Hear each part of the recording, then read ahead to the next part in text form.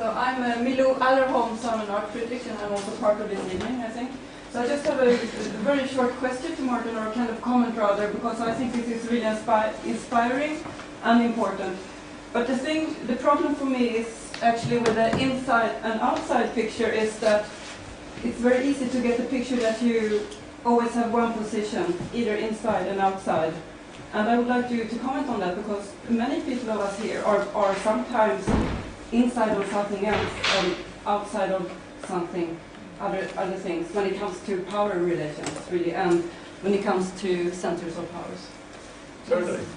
No, I think that, as said with Laurie Anderson, and that revolution is not done from the outside, then it's absolutely central that we enter institutions, and when we enter all kinds of platforms.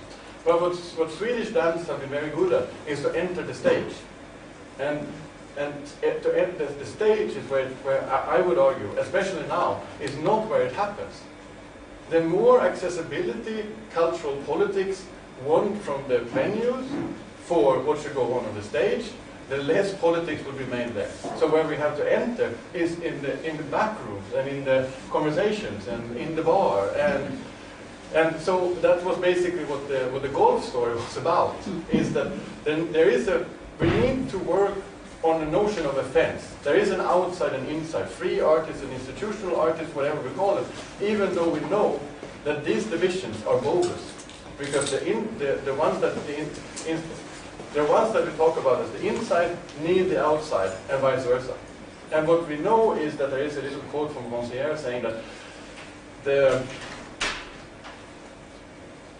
politics is two worlds in one, and its maintenance is the continuation and the insistence on the continuation of dissensus, namely the opposite of consensus, so not to agree, but to continuously have motivate ourselves to dissensus.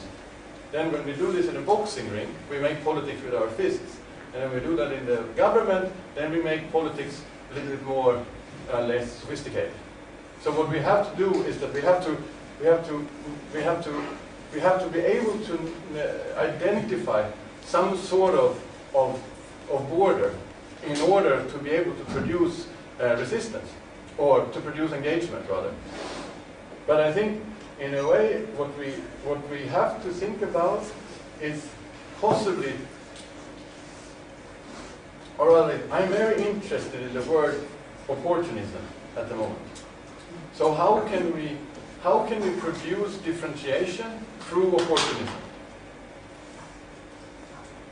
To say, of course we come and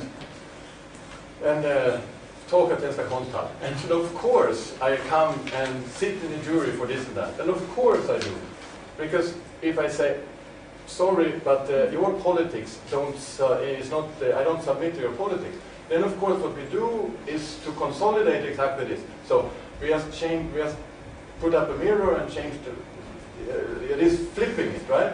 And what we need to do is step in, and the stepping in of coming close of an issue of opportunism is a way of transforming. I mean, like, how much does your boyfriend change when on the phone when he is in the mountains or on a business trip? And how much does he change when he is close to you in the bed? Like, kind of, take a step towards in order to transform somehow. So, so I think absolutely